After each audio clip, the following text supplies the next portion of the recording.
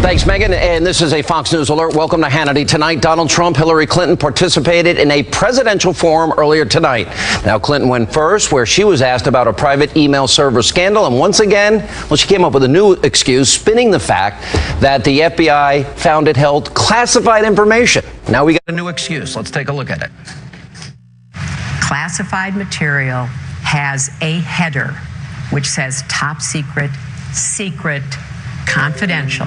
Nothing, and I will repeat this, and this is verified in the report by the Department of Justice.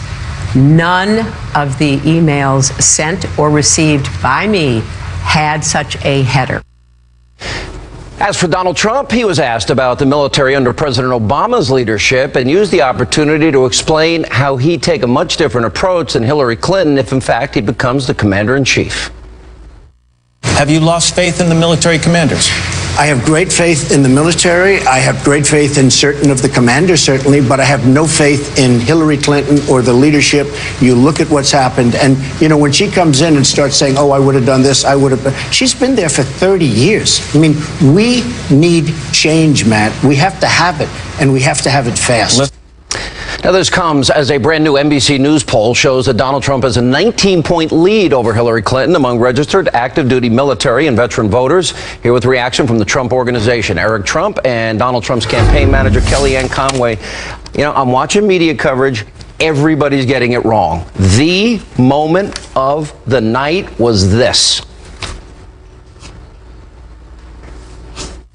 I think that the decision to go to war in Iraq was a mistake.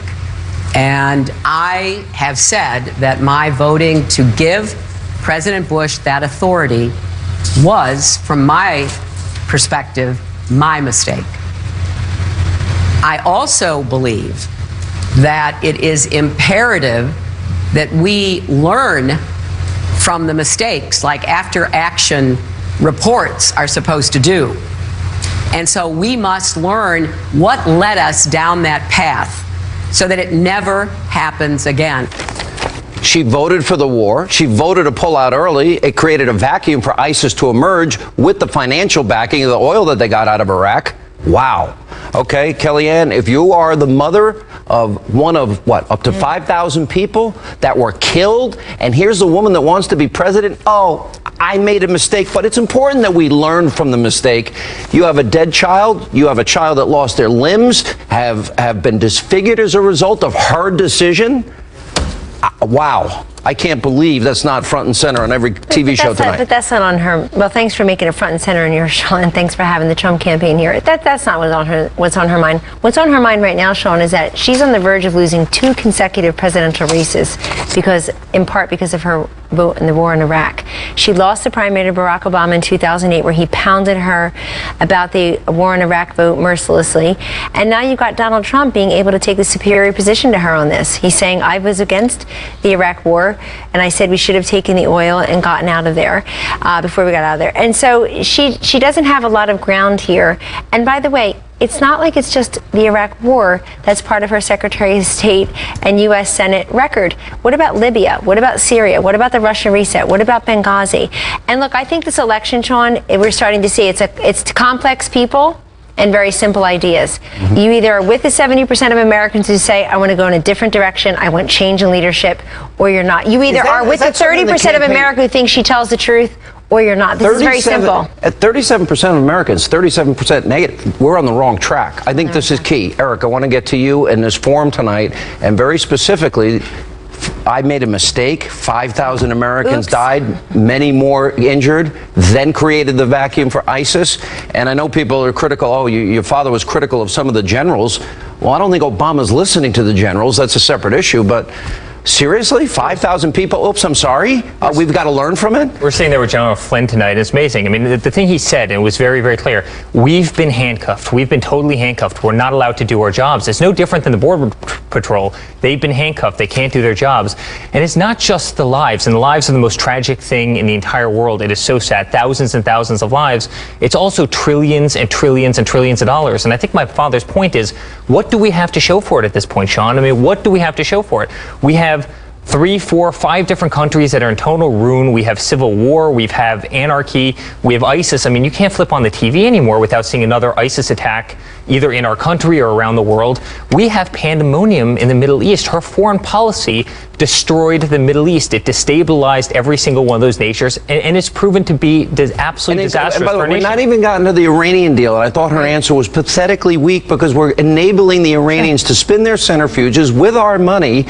They get to partner with Russia for missile defense. They get to build up their conventional arms. Then we've got Benghazi. Let's see. They denied 600 requests for security before. They denied help during because she was worried about what our military rescue team was going to wear. And they changed their uniforms 4 times. And then, of course, the lies afterwards. She told her daughter the truth, the Libyan president the truth. She told the Egyptian prime minister the truth, but she told us a lie. So to me, there's a lot of things that came out tonight. Now, we learned something new. We got a new excuse. First, of course, we heard that, well, I neither sent nor received anything classified. I neither sent nor received anything marked classified. Now we got a new excuse tonight. Anything marked with a header. The problem is her own staff took away the header that marked it classified, and she's the only person in Washington that doesn't know that C equals classified, especially if there's no A and B before the C. That can't be alphabetical. Now, I want to play James Comey responding to Trey Gowdy's question on how Hillary Clinton lied again and again about what the excuses she gave to you, the American people, on the use of this private server. Secretary Clinton said there was nothing marked classified on her emails either sent or received. Was that true? That's not true. There were a small number of portion markings on, I think, 3 of the documents. Secretary Clinton said, I did not email any classified material to anyone on my email. There is no classified material. Was that true? There was classified material emailed. Secretary Clinton said she used just one device. Was that true? She used multiple devices during the 4 years of her term as Secretary of State. Secretary Clinton said all work-related emails were returned to the State Department. Was that true? No, we found work-related emails, thousands, that were not returned. Secretary Clinton said her lawyers read every one of the emails and were overly inclusive. Did her lawyers read the email content individually? No. Wow. She lied. She lied repeatedly. He discovered that she lied. She lied about Benghazi repeatedly. And I'm listening to her tonight, and then her saying what she did about, oh, I was a mistake. Yeah. Well, and the funny thing is, the ironic thing is, Sean, that Matt Lauer couldn't even get to all of Hillary Clinton's foreign policy failures because he had to spend the first 14 minutes, and I credit him for this, on her email server and then on her vote in Iraq. I mean, she was on defense from moment one, and she looked it. I don't think the Clinton campaign can be very happy with tonight's performance. I don't think it looks good for the upcoming debates, and that's not a loop that they're going to want to have rerun and rerun. And I would just remind everybody of one thing. Republicans in the past have been what I call hearing impaired when it comes to doing these hearings, and they don't do a very good job. This was masterful today by Trey Gowdy. Just lay out the That was a couple of weeks ago. It was masterful. And look, for Jim Comey, I want to remind people, that he's under oath when he testifies in Congress. Why isn't she under oath? Well, she's not under oath when she's at a forum. He's not under oath when he gives a press conference. And I think that you're going to see that in the ad. You're going to see that what you saw tonight in an ad this fall. Let me just remind, and I'll get Eric's response to this, because she gave multiple answers as it relates to the email server scandal, and it kept evolving. And tonight we got a new explanation. Let's roll tape. Laws and regulations in effect when I was Secretary of State allowed me to use my email for work. That is undisputed. It clearly wasn't the best choice. And I take responsibility for that decision. I thought it would be easier to carry just one device for my work and for my personal emails instead of 2. iPhone or Android? iPhone. Okay, in full disclosure, BlackBerry. And a BlackBerry. I have an iPad, a mini iPad, an iPhone, and a BlackBerry. I believe I have met all of my responsibilities, and the server will remain private. In order to be as cooperative as possible, we have turned over the server. They can do whatever they want to with the server to figure out what's there or what's not there. But not only did they not clean the server with a cloth, as she glibly told our own Ed Henry, but they actually use bleach pit to make sure, as Trey Gowdy said, that God couldn't find those emails, some 33,000. When you look at the evolution and yet a new excuse tonight, what are your thoughts? Listen, I'm a civilian, and I just think the American people deserve a lot better than this. I mean, it's disgusting. You see that whole train. You see the lies. You see the deception. You see the lies to Congress. You see the lies to the Department of Justice. Right? I mean, it's really disgusting. The American people deserve better than Sean. I think that's exactly why my father's running. You know, I mean, you see the corruption down in Washington. You see the amount of money that the Hillary Clinton, that the Clinton Foundation took in, the amount of money that they've profited off of government. American people. I've never seen anyone enrich themselves in this kind of behavior. What are your other takeaways here? Because on Libya, it got short shrift in a little bit, because before there was 600 requests. During, she was arguing about what our rescuers should be wearing, and after were the lies. Then it's the Iranian deal. Then it's her answer on the VA. Well, VA corruption still exists today, and they're not waiting 6 days. I think your dad said 6 days. No, they've waited years. People have died because they had 2 sets of lists, and bureaucrats got their bonuses based on creating the second list, which is corruption at the highest level at the expense of our brave men and women. So the fundamental difference between Hillary Clinton and Donald Trump is this, and you can't get it in 1 hour town hall forum tonight, Sean.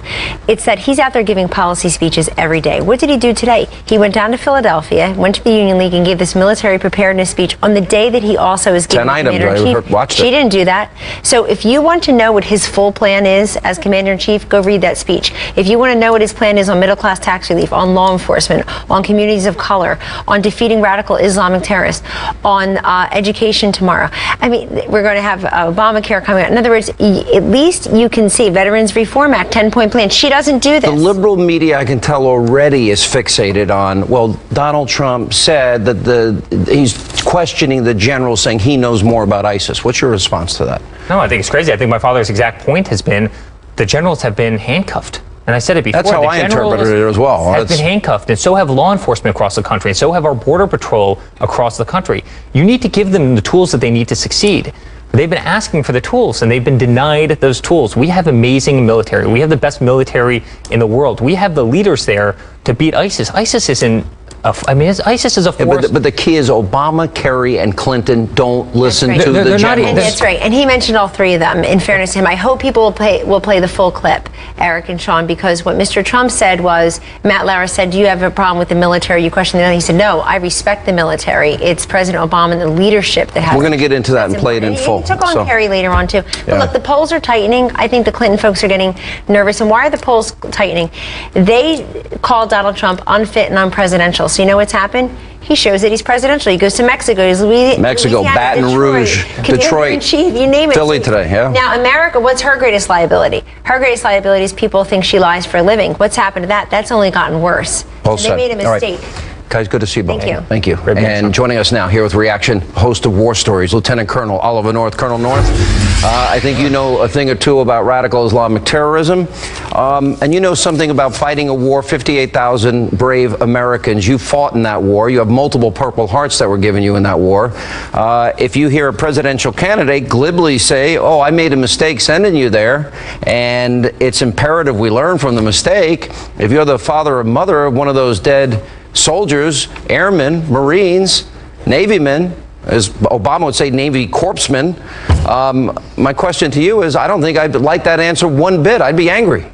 Well, I'm one of those, as is my brother, my next younger brother, who was sent to war by Lyndon Johnson, who made a terrible mistake and then didn't run again for re-election because of it. And Richard Nixon brought us home with the intention of winning the war. Now, look, the national security of this country and its strategy, its budget, its military end strength, its equipment buys, all of that, which were raised peripherally by Matt Lauer tonight, all have to be based on what I would call a cascade of risk, from the greatest risk to the least. And that requires we know our adversaries and the threats posed. Did anybody hear Mrs. Clinton talk about radical Islamic terror tonight? I didn't. I didn't hear that either. I mean, she spent a lot of time having to explain herself on her email. Now, she says she can be trusted after corrupting national security and compromising it. I know of a case because I interviewed the mother, her son, who innocently sent classified information will be spending 2 years in jail. One instance. One instant. I would point out that I was indicted for altering, removing, and destroying U.S. government classified documents, and therefore aiding and abetting. The actual charge was aiding and abetting the obstruction of Congress. Now, mercifully, I was exonerated. But at the end of the day, that's exactly what she did. I simply point out that there is a truly different standard for those of us who serve in the armed forces and most of us who serve in government, and the treatment that Mrs. Clinton is being given by the Justice Department. What did you think, and this didn't get enough play tonight, and I think it really should have, is I want to go back to Benghazi, because, you know, at this point, what difference does it make was Hillary's answer. But I think what's really imperative here, there were 600 separate individual requests for security before the incident happened. Remember, they were watching it in real time. The Brits had left. The Red Cross had left. The incident's happening. They're watching it, and she's negotiating with her team. She's the highest-ranking cabinet official at the table, and she's negotiating whether or not we need permission from Libya and what uniforms our brave men and women that are going to rescue them and risk their lives should be wearing. Ever since and then they lied afterwards. Ever since this terrible event, I have said the crimes that were committed before, during, and after Benghazi are the things that really she ought to be held to account for. They did nothing to prepare for what always will be. Listen, it's just a few days away. 9/11 will always be a terror target because it's a holiday for them. It's a great victory for them. Such a good point. And so 9/11 was, no preparations were made. When it was happening, nothing was done about it. And afterwards, they had to lie to cover up their tracks. All right, Colonel, we got to let you go. Safe home, my friend. Always good to see you. Appreciate you, buddy. And coming up at tonight's forum, Trump and Clinton, they both laid out their plans to defeat ISIS. When we come back, Dr. Sebastian Gorka, Lieutenant General Mike Flynn are here with reaction. Then later, WikiLeaks founder Julian Assange, he says the liberal American media is, quote, erecting a demon by protecting Hillary Clinton from scrutiny. We're going to have part 2 of my interview with Assange. That's coming up later as we continue tonight right here on Hannity. Welcome back tonight. Now, earlier, both Hillary Clinton and Donald Trump talked about the rise of ISIS at the Commander-in-Chief Forum. Let's take a look. Part of the problem that we've had is we go in, we defeat somebody, and then we don't know what we're doing after that. I always said, take the oil. One of the benefits we would have had if we took the oil is ISIS would not have been able to take oil and use that oil Let me stay on ISIS. to fuel themselves. If I win, I don't want to broadcast to the enemy exactly what my plan is. We have to defeat ISIS. That is my highest counterterrorism goal. And we've got to do it with air power. We've got to do it with much more support for the Arabs and the Kurds. We are not putting ground troops into Iraq ever again, and we're not putting ground troops into Syria. Here with reaction, author of Defeating Jihad, The Winnable War, Dr. Sebastian Gorka, as well as the author of The Field of Fight, How We Can Win the Global War Against Radical Islam and Its Allies, retired Lieutenant General Michael Flynn. General Flynn, I think it's wise not to give details. You don't telegraph what you're going to do, especially if you're fighting an enemy like ISIS. Obama and Hillary, they told the world, well, we're pulling out on this date. Good, we'll wait it out. And we have this many troops going in. Sean, we have got to stop being what I describe as the best enemies in the world. We continuously telegraph every single move we are going to make, whether we're going to take troops out or whether we're going to put troops in. I mean, we have to stop doing that. Were you at all offended? Because the liberal media, this is where they're going with this. They're going to ignore the fact that she made a mistake that resulted in 5,000 plus dead Americans and many others injured. But I was stunned when he talked about the generals, my interpretation was, and tell me if I'm wrong, is that the generals have not been given the ability to do their job, and the only generals that stuck around were the people that would say yes. Yeah, it's is that true, or is that fair, or is that inaccurate? I will tell you, Donald Trump has enormous respect for our military. He has enormous respect for the leaders that we have in our military that are serving today. What he knows is that the decisions that have been made, the incredibly poor judgment on decisions to pull out of Iraq that led to the rise of ISIS, I mean, we really haven't talked about Libya. The decision to go into Libya can be solely placed on Hillary Clinton, and Libya is a disaster. It's a non-nation state now. So, and ISIS and Al Qaeda are running around. But Libya is deeper than that. I was just talking about that. I mean, 600 specific requests denied before it happened. Right. Literally, while we're watching in real time. She said something tonight, Sean. I'm sorry. She said something tonight that no one died in Libya. 4 Americans died in Libya, to include tonight. She said, General, with all due respect, at this point, what difference does it make?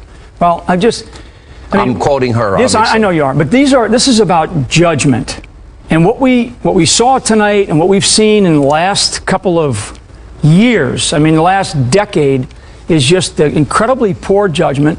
And I like to hear people talk about winning and how we are going to win. Dr. Gorka, that brings up a great point here, because she's saying we were wrong in Iraq. Oh, sorry about all you people that died and all you people that lost your legs and limbs and bled on the battlefield to win Mosul, Ramadi, Fallujah, Tikrit, and Baghdad. Sorry, oops, mistake.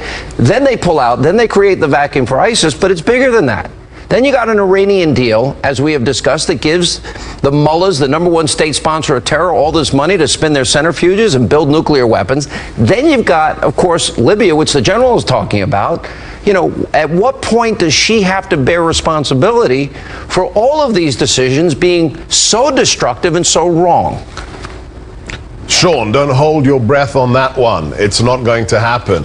This is the Teflon Don of national security. She's never going to take responsibility for the disastrous Iraqi policy, the Libya policy, the Syria policy. The general is absolutely right. It is a failure to have judgment. They're not interested in national security, Sean. They're interested in politics. Again, what are they doing? They're telegraphing our moves. What about when Trump said generals have been fired, reduced to rubble? In other words, how was your interpretation of that? Because mine is very different than what I'm hearing on other networks. Look, the general knows better than anybody else, but as somebody who works very closely with the military, in the last 7.5 years, the General Officer Corps, the Flag Corps, has become very politicized. If you don't agree with the White House, you could find yourself in the kind of place that General portrays. Yes, General, absolutely. General, I think I know one right here. Didn't that happen to you? I mean, yeah. I mean, let's be wait, very this is an important honest. Story. You were a contrarian. Yeah, very much so. And what happened? I mean, to me, I'm sitting here. I'm sitting here today. So I'm stuck with you, yeah, Hannity. I'm stuck with you, Hannity. Obviously, that's right. my life has sunk to a new low. But this is very serious. This is very serious, because what Dr. Gorka is talking about, and nothing's going to change. You know, here's what I would tell you, and I would tell the American public.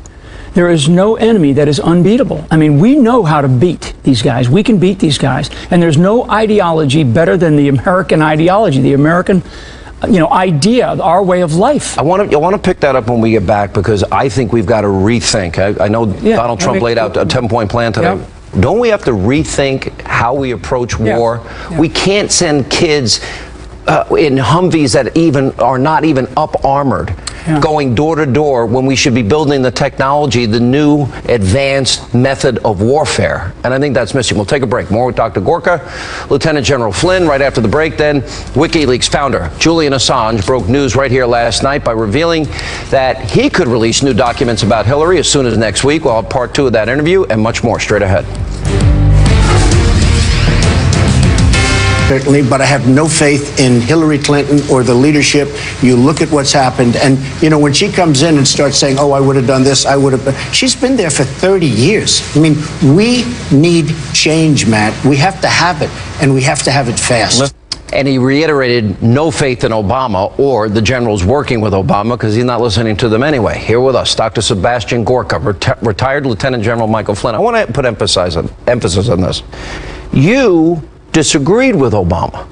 You were pushed aside. Is that true? Yeah, I mean, I write about it. So the good generals are kicked out. I mean, part of this is that it's this whole notion of the ideology, the radical Islamist ideology that we know, and those of us in the intelligence community, those of us in the military know this is what we're facing. We've been fighting them. I've sat across these guys in interrogations. I know exactly what I'm talking about here.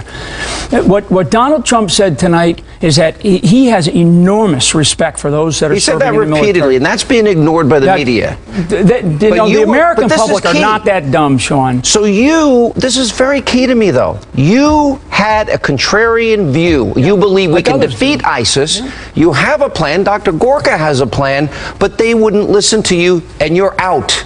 Yeah, and I think that the other thing. So what does that? What does that leave? Yeah, well, the part of the problem is that inside of the military right now, I know that their hands are tied. I mean, it's like the Border Patrol that has come out and said, hey, we support Donald Trump because these are law enforcement and military professionals. Hands are tied. Their hands are tied. I mean, come on. He's the commander-in-chief. We're talking about ISIS, an enemy that can be beaten. No enemy is unbeatable. All right, let me bring Dr. Gorka in. His story, if you don't mind me using you, General, here, is crucial to Trump's comments here. And it puts context and texture to the entire answer. And if his hands were tied and he's thrown out for being contrarian, that tells me Obama's not listening to anybody but his own arrogant, radical self. And that's where the problem comes in.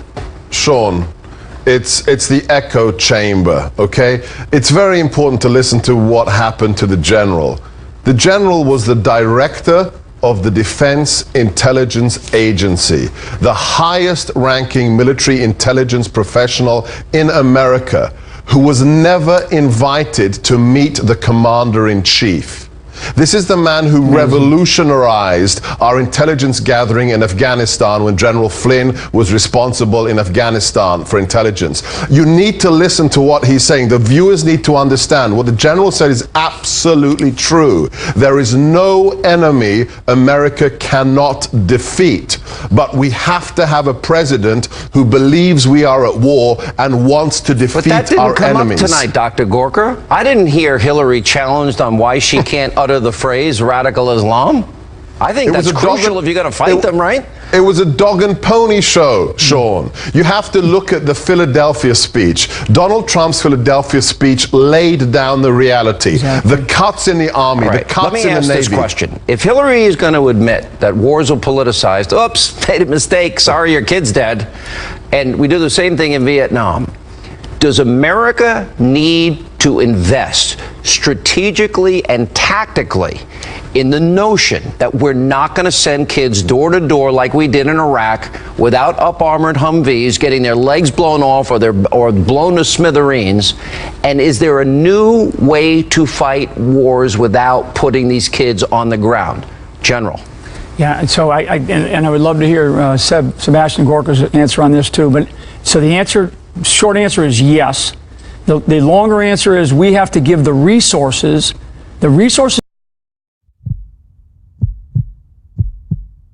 Dr. Gorka, do we need strategic tactical shifts to ensure the safety of brave men and women when politicians are going to say, oops, sorry, your kid's dead, I made a mistake? Read Field of Fight by the general. Check out my book, Defeating Jihad. But most important of all, the rules of engagement have to be changed. Well, our guys are handicapped right now. All right, guys, thank you all for being with us, General. Always good to see you. Dr. Gorka, thank you. Coming up, part two, my interview with WikiLeaks founder Julian Assange. Last night, he revealed that he may release more documents pertaining to Hillary Clinton as early as next week. I asked him how significant that material is. He'll give us that answer next. And then later, we'll have more reaction to tonight's Commander-in-Chief Forum. We'll check in with AJ Delgado, Lisa Booth, as we continue tonight here on Hannity. Welcome back to Hannity. So last night, WikiLeaks founder Julian Assange made news on this program when he announced that he'd reveal and release several batches of documents related to Hillary Clinton, possibly as early as next week. Here's part two of my interview with him. Let me go to the Hillary issue for a second. You did refer to her or liken her to a demon, which I found amusing. But then you went on to say the American liberal press is falling all over themselves to defend Hillary Clinton, erecting a demon that is going to put nooses around everyone's neck as soon as she wins the election, which is almost certainly what she's going to do, meaning if she wins. I don't think anyone can accurately predict right now which way this election is going to go. That's my own personal opinion. What did you mean by that? Well, it's a bit taken out of context by critics like the New York Times. I wasn't talking about Hillary Clinton as a person, but rather the climate that they are erecting. It is a demon, that climate.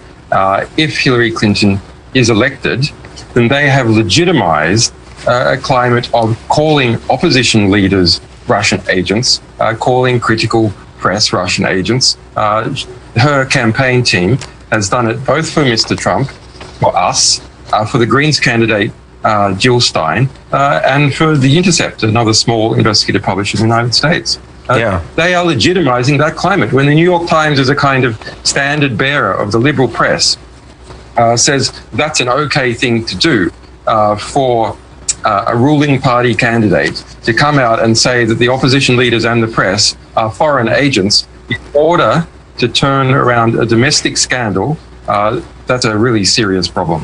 You know, I give you more credit than those in the liberal press. For example, I'm a commentator. I am a talk show host. I openly tell this audience I have strong conservative opinions, but I would expect objective journalists to be doing a lot of what you're doing.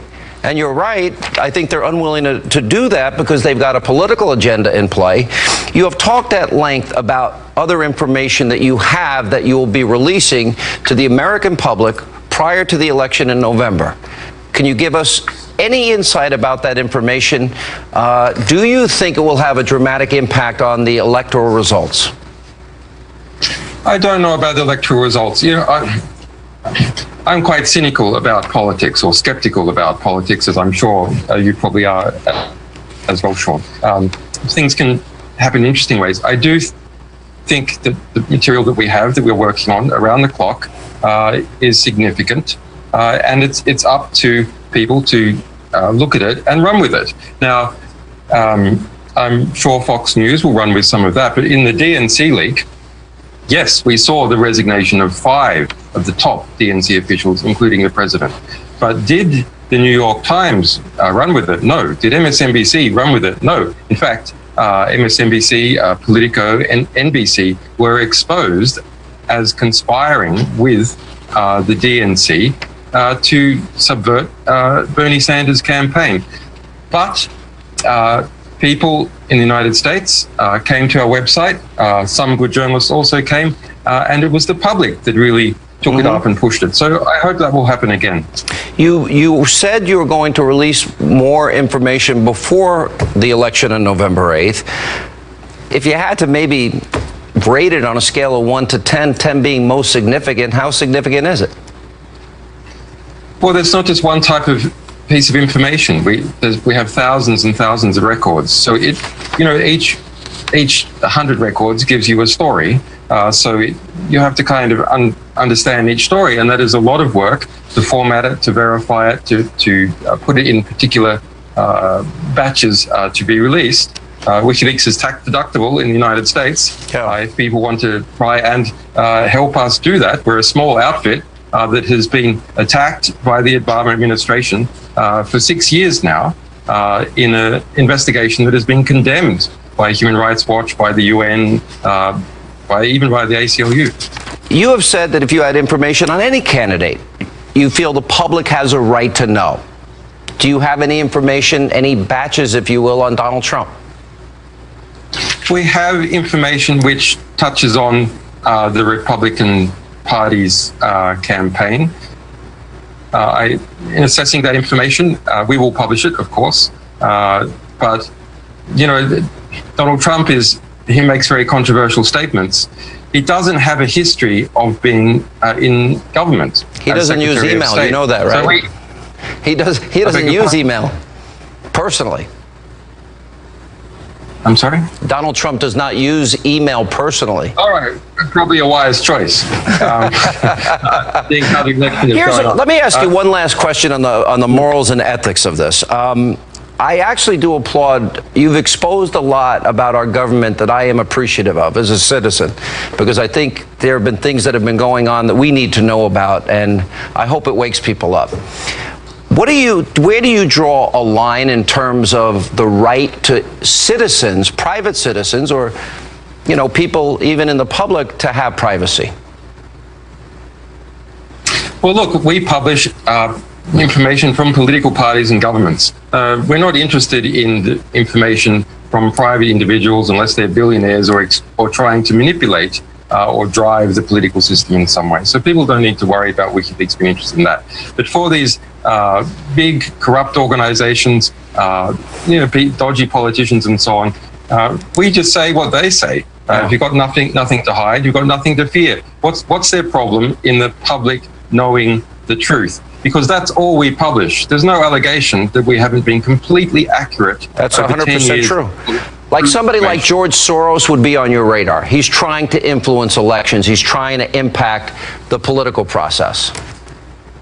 We will be publishing quite a lot of information about George Soros. It has already been published elsewhere, but in an unusable form. That's part of what we do as well, is take records that are extremely hard to use, like some of the State Department records on Clinton, for example. You can't search them properly. So we create this wonderful library of how modern institutions actually behave across the world, in the United States, in other countries as well. We've published 650,000 documents on Russia, most of them critical, 2.3 million about Bashar al-Assad and Syria, including even his personal emails. And coming up, we have more reaction to tonight's Commander-in-Chief Forum. We'll check in with AJ Delgado, Lisa Booth. They're here next as we continue. Glad you're with us on Hannity. And welcome back to Hannity, here with more reaction to tonight's Commander-in-Chief Forum. Washington Examiner contributor Lisa Booth, Trump campaign senior advisor, our friend AJ Delgado. All right, what are the headlines from tonight's event from your perspective, not the liberal media perspective? I thought it was an amazingly poor performance from Hillary Clinton. Why? A surprisingly bad one, and which is kind of has me wondering now how she'll perform in the debates. She faltered badly under pressure, Sean. She honestly seemed as though she was going to have some sort of emotional breakdown when he started questioning her about the emails. She knows she's lying. She knows she's been caught lying. She knows she broke the law. By the way, she extended the lie tonight. We got a new answer. A new lie, yes. We got a new lie tonight. So yeah. When do we not? It seems they come in every day.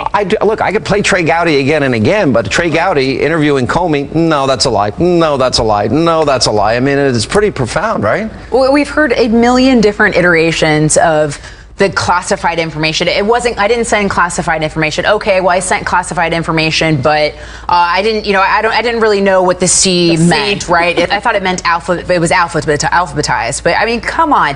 Hillary Clinton, I believe Donald Trump is right when he says Hillary Clinton has disqualified herself from being commander-in-chief. The reality is, let's look at the woman's actions. She reportedly spent $140,000 out of her own pocket to set up a private email server, deleted tens of thousands of emails using BleachBit, software BleachBit, my favorite part, because Ed Henry goes, did you wipe the server clean with a cloth, Ed? And they're using BleachBit. Sean, that's obstruction of justice. Jesus can't find it. That's how what BleachBit is for. Yeah, well, and not even that. By the way, you're an attorney and you went to Harvard Law, correct? You don't. I've heard of that. Isn't that intent, criminal intention? Isn't they it 101? had a subpoena and they destroyed evidence. It doesn't get any clearer than that. And Sean, I have a homework assignment for everybody. Go Google. I don't like to do homework. This is an easy one. Please go Google the name Brian. I want to make sure I get it right. Brian Nishimura. Brian Nishimura was a naval reservist who pretty much did what Hillary Clinton did. Oh, you're right. He was fined and he can no longer have security clearance. Now, Julian Assange is on my radio show for an hour tomorrow, but I'm also interviewing this week a guy who's going off to jail because he sent out classified material. Right. Okay, one time. Once. Well, she 2 should years be in a jail. trial room right now, in a courtroom. So the fact, other information that we learned from the FBI quite literally smashed phones with hammers. Despite the fact By the way, she told there wasn't multiple devices. There were 13 BlackBerries. But she said and there was 5 one. iPads. She said that she used one for convenience. Yeah. Look, 13. there's no question anymore if she was hiding something. You don't take those actions AJ, if you aren't trying to hide I have 13 something. more in the green room. Will you go bust that up with a hammer someplace? It's my iPhone. I pay a lot for it. Just bust it up with a hammer. Just hammer away. That's not weird at all. Beat the crap out of it and erase it for me. Very It could be a presidential. fun segment. Do you have any bleach bit? Anybody? Apparently it's very expensive. I've so you don't never want to had spend the money if you have something to hide. I've never tried to hide something to that degree. Sorry. You know, why can't you just, if it's really about yoga, a wedding, and a funeral, why don't you just go whip and delete it like everybody Or else? hand them all over like she said she did. Oh, that would be and the it turns the out legal thing. 17,000. And unless she was doing 33. yoga in All right, I gotta Benghazi, we know that she has lied because she said that she had turned over her work-related We emails. got a break? Not the case. When we come back, we need your help. A very important question of the day. And time for our question of the day. In the wake of tonight's presidential forum, who do you think would make a better commander-in-chief? Simple question. We want to hear from you. Go to facebook.com/Sean Hannity, @Sean Hannity on Twitter. Let us know what you think. That's all the time we have left. We have a busy show back here tomorrow night. We'll hope you join us. As always, thanks for being with us.